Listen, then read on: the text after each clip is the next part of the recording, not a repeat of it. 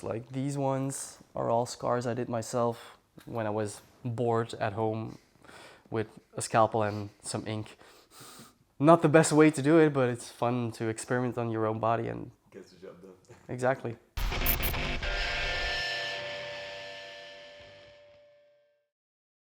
Hi and welcome to another episode of Face Tattoo Talks. My name is Joachim Stels and I've been photographing people with face tattoos for the past 5 years now. If you've never seen my work, you can check out some of my photos on my Instagram, which I will link down below. This year I'm also challenging myself to do one video interview for each month of the year. Last month's interview was with the lovely German tattoo artist Ivy Van Hoek. For this month I chose to interview Aiko Hosten, who is a piercing artist as well as a hook suspension facilitator. And a couple of months ago, he invited me to film and photograph a hook suspension session in the woods of Antwerp, which resulted in some remarkable images and video footage. Next month's interview will be with legendary barber Yann from Schorum in Rotterdam. Be sure to check out that episode as well, as he has some very interesting stories to tell. If you like these types of videos, please feel free to leave a like, comment who you would like to see interviewed next, and feel free to subscribe to my channel if you want to stay up to date on future videos. So much for the intro. I really hope you enjoy my interview with Aiko, and see you in the next video. Bye bye. I'm Aiko, I'm a body piercer. I work at Pirate Piercing in Antwerp and Turnhout, and I'm also a hook suspension facilitator, and I fiddle around with rope once in a while. Let me think, that's a while ago. I think it started at an early age when I, in the library, found some books with like the tattoo magazines and everything, and that sparked the interest. Then, you know, the stupid shows like Ink Masters and shit like that when I was a teenager.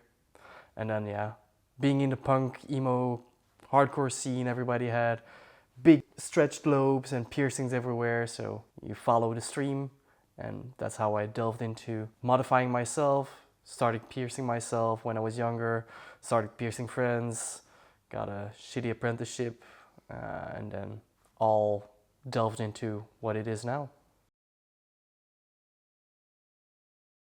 So I started, let me think, so I was living with my best friend back in the day, and he wanted a new ear piercing, and then friends of him wanted new ear piercings, and then some friends that knew some bikers in Mechelen were like, oh yeah, but they're looking for a piercer, maybe you should apply. I'm like, let's figure it out. And they were like, oh yeah, we can always use a piercer. And I wasn't a piercer back then, I was just fucking around thinking, what can I do, try to make the best out of it.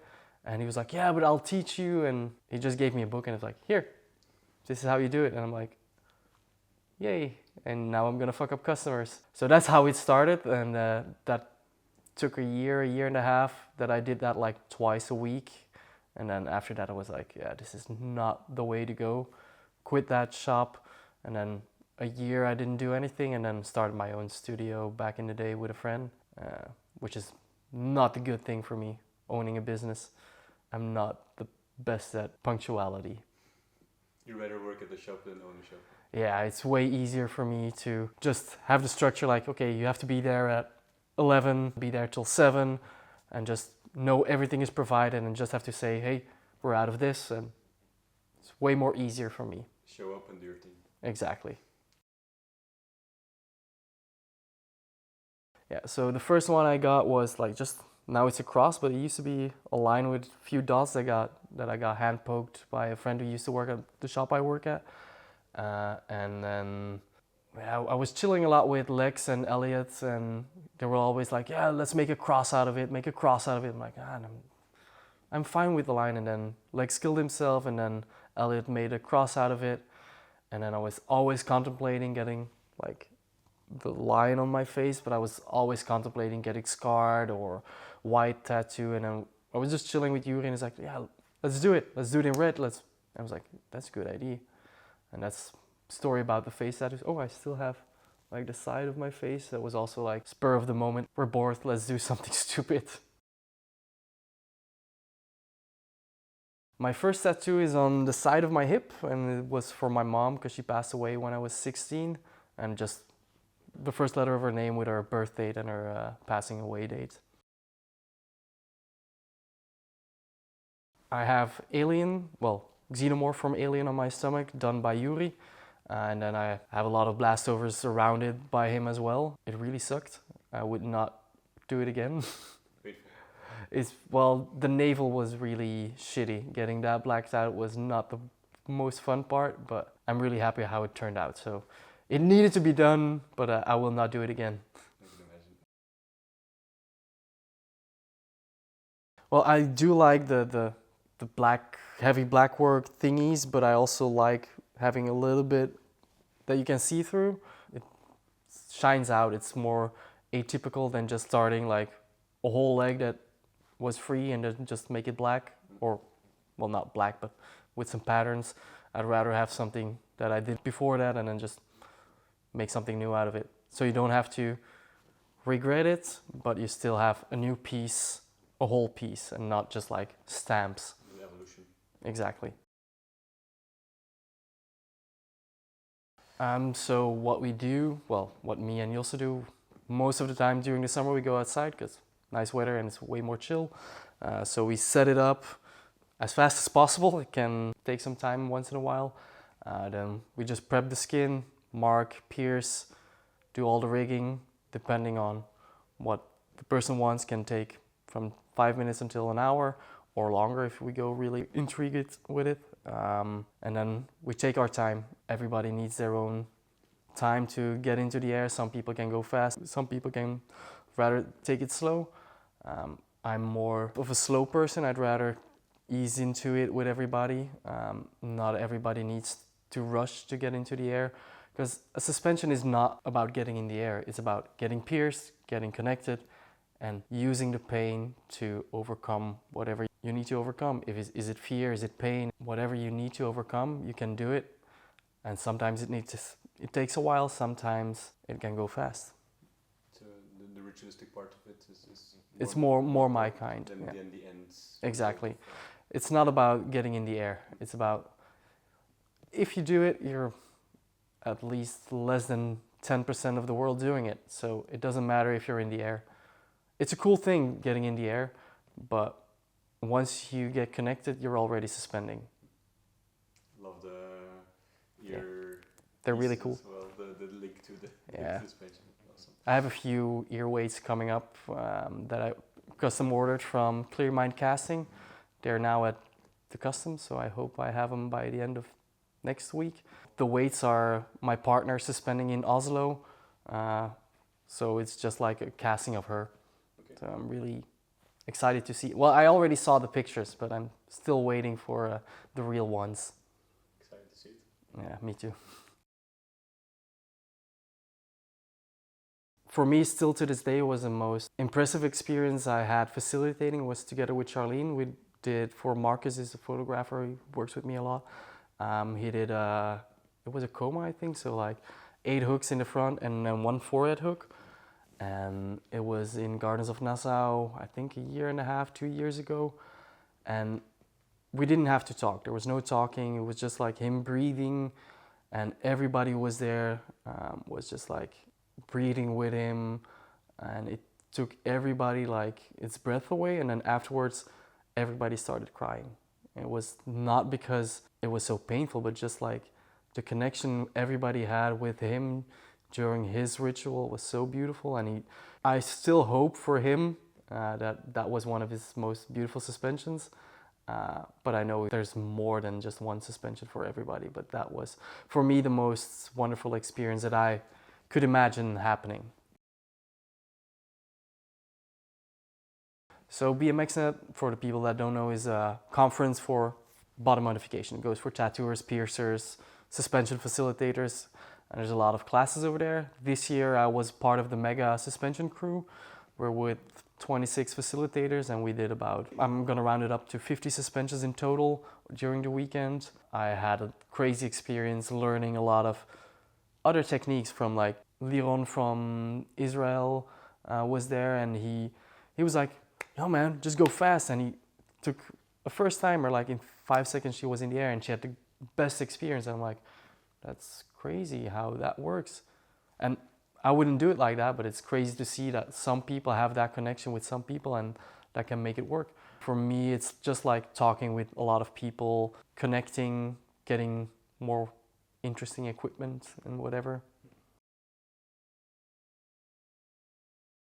Yeah, so I have 2 pieces by Yann. I have like one of his well-known portraits he did on my upper arm, which was done, I would say, 7-8 years ago. It was a cool experience doing that because I did my forearm with him first because back then he was still experimenting with the portraits in the day, and then a few years later I asked him to do a portrait, and it's crazy how detailed he could work. Like, he had a vision and it worked.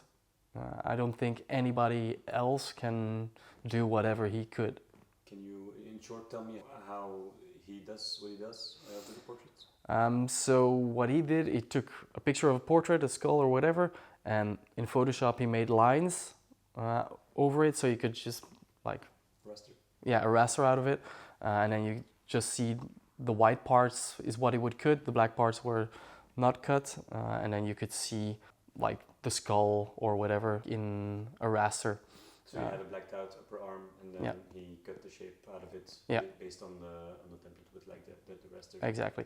But he also did it with ink rubbing. I saw people who had it on their thighs just with cutting it and then pouring black ink over it, so you had it with black ink, which also works really good.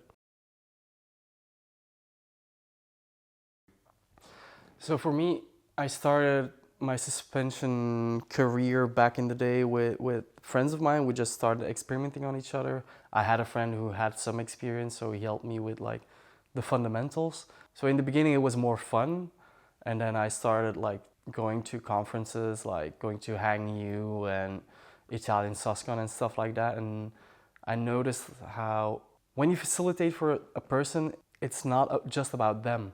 You know, you're there for them, but you get so much more in return. You get all the love and all the, even if you're just piercing and doing nothing else, but even if you're just doing the belay or nothing else, it gives you so much joy and love. I think that's what attracts a lot of facilitators to keep doing it. Connection with people. Exactly. The connection it goes deeper than just the pain and the hooks. I do have a scar from BME, like the the Channel Lorette logo on my leg that I did when I was, let me think, how old was I? 17, 18? Like when I found BME, and then, no, that's not true, he died already, so it's later. How old was I? Yeah, whatever. So when he died, I took his logo. You can't really see it anymore because I'm not really good with well, I'm okay with scalpels, but You scarred yourself. yeah, I have a few scars. Like these ones are all scars I did myself when I was bored at home with a scalpel and some ink. Not the best way to do it, but it's fun to experiment on your own body and gets the job done. Exactly.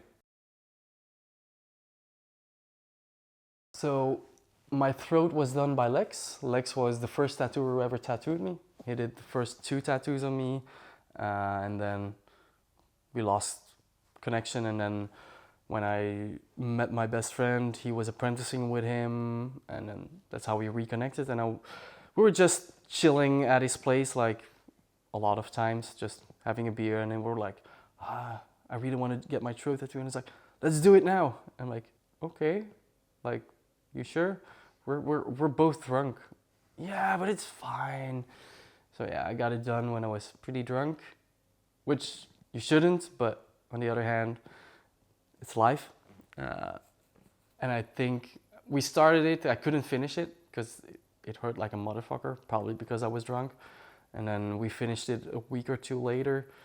And I know Ona was there, she's a good friend of ours, and she was laughing so hard with me because it sucked like a motherfucker. Thank you so much for taking the time to come over here to be photographed. You're welcome. To invite me over for the suspension session that we did in the woods of Antwerp. Yeah, it's always nice having you. Yeah. Always welcome back. We'll definitely come back. So thanks again, and hope to see you soon again. You're welcome.